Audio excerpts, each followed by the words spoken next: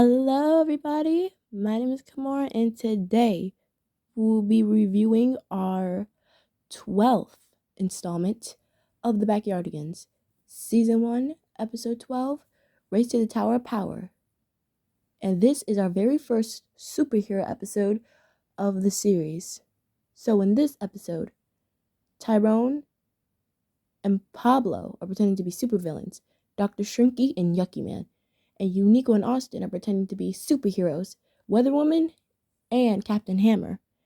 And they're all racing to the Tower of Power. And the superheroes have to get to the Tower of Power first before the supervillains can get there first, before they use the key to the world to rule the world. Now, as our very first superhero episode, I was gonna say this is pretty weak, as it is our first superhero episode, but I will say, rewatching it as the first one, it actually is pretty good. Not the best superhero episode. Here's why I say it's not the best, but it's still good. Let's start off with the cons. For one, I feel like all the costumes in this episode look the same. Like, they all have on gloves, they all have on two-piece leotards. The only difference to their outfits. Oh, and by the way, they all have on masks. They all have a mask. The only difference to their outfits is for Tyrone, he has like a cap on, and for Pablo, he has like a giant villain like collar. So yeah, as for costumes, not the best. They look kind of samey, but still good. Still good. And I say it's still a good superhero episode because it has salsa music. I do like salsa music. And it also has like, I don't know if it's just me, but I feel like we spent a little bit longer in the backyard. Spoiler alert. It's gonna be the same thing for the next episode, but more on that later. So, as for the songs in general, I was gonna say they were kind of forgettable, but no, actually, it's pretty good. It's pretty good. First we have we are super villains, we are superheroes to the Tower of Power. We're in a sea of gobbly goo, and you and me to the rescue. I feel like there's more songs in this episode. Maybe that's just me because I think because the superhero and supervillain song got reprised. Maybe that's just me. But there's a lot of funny moments in this episode, I will say, and two scenes in this episode that made me actually unease and made me run away from my TV, but I'll tell you that in a second. So the funny moments. Let's get on to the good stuff first. So the funny moments in this episode is where during the song "We're in a Sea of Gobbly Goo," there's a part where Unico says, "My face is turning blue," and Austin says, "It is," and I thought it was funny because your face is girly, your face is pink, but I get it. It rhymed, so I get why she said that. And the another iconic moment where like they Captain Hammer finds a way to he creates a bridge by using the boat that they made earlier on with a twig. Mind you, before we get on to the funny moment, I will say Austin, he is really confident in this episode. Like, so far, this has to be the most confident role he played. And when he was tiny, he gave Unico that pep talk. He was like, "Look," Unico was like, "Look, you're tiny. I don't know if you could do this with me." And then he says, "I don't care. I'm still a superhero, no matter what, big or tiny, and we've got to stop them." Like, that has to be, like, I don't know if I'm wrong. Correct me if I'm wrong, but this has to be, so far, this is the most confident role in the series. And I don't know if this is to me, but I feel like he uses his powers a bit more than Weather Woman. Who knows? Maybe they could have used it the same. I wasn't really counting, but to me, I felt like he was using his powers the most. Now to the funny moment. Like I said, Captain Hammer created a bridge, and they finally get to the other side without having to walk in the goo. And then as Tyrone and Pablo are doing their villain laughs, they casually walk by and they say hi, and then the villains are like, "Hi, superheroes," and then they make the iconic face. I actually used that freeze frame in my community post last night when I told you I couldn't do the video, and they're like superheroes, and then Papa was like, how did you get out of the clutches of my yucky goo?"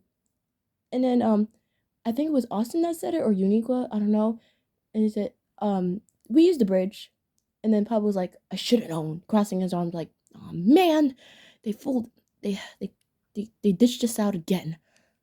Like, okay, now to the scary moments. They're not really scary to me. Before we start, I will say I had this fear of characters getting shrunken, because like I said, I'm pretty sensitive when it comes to noise, and hearing their voices high pitch, it'll either make me cover my voice or just make me like run away from the TV. And I will say, because like, I don't know why, but I love Alvin and the Chipmunks, so I don't know why this kind of bothers me. Well, now I still love Alvin and the Chipmunks. I used to love them back in the day, but yeah. So when Austin got shrunk, when I first watched the episode, the only thing I saw Tyrone did was like shrink objects. But I was pleading, please. I was telling him, please do not shrink a character. And when Pablo and him faked them out, would pretend they're too tired, that's when he striked. He striked Austin, and that made me run away from the TV. And that made me run away from the TV. And I was like waiting. I was like hiding behind my door. And for the rest of the episode, I didn't see the visuals. I heard the song, and I came. And as soon as I came back from behind my door, um, it was to the part where they were trying to shrink and goo Uniqua, and Pablo was like, shrink her, Dr. Strinky, goo her, yucky man. and and by the time I had fully took a full glimpse of the TV, that's when Uniqua she used the force, she used the key as like a reflector, and then they get gooed, and then they got shrunken, and then I ran away again. So I had this big fear of both of them, um, like getting shrunk. I don't know. Yeah, it was a fear of mine, and I rewatching it now. It's pretty. Their voices are pretty cute, all high pitched, and this won't be our last time that a character gets shrunken.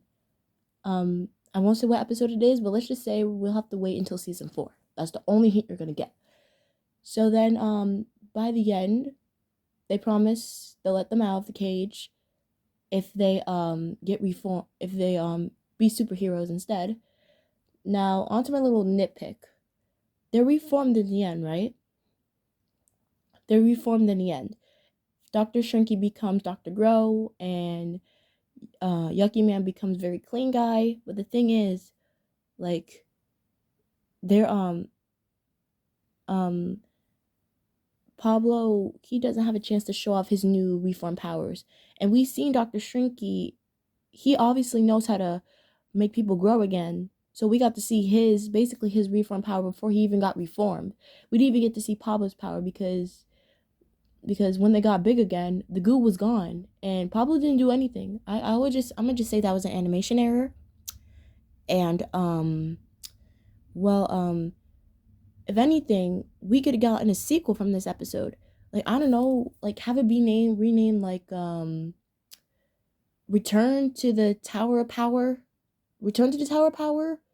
Like, we could have like they could have gotten they would have stayed their superhero selves. They would have teamed up with Austin and Uniqua for real in the full episode. And who knows, heck, maybe Tasha could be our villain. Maybe Tasha could be our villain. And if anything, she she could have she Tasha, she could have had the same powers the villains had before they were reformed. Something like that. I don't know. But I just wish we would have gotten a sequel of this episode. That would have been really nice.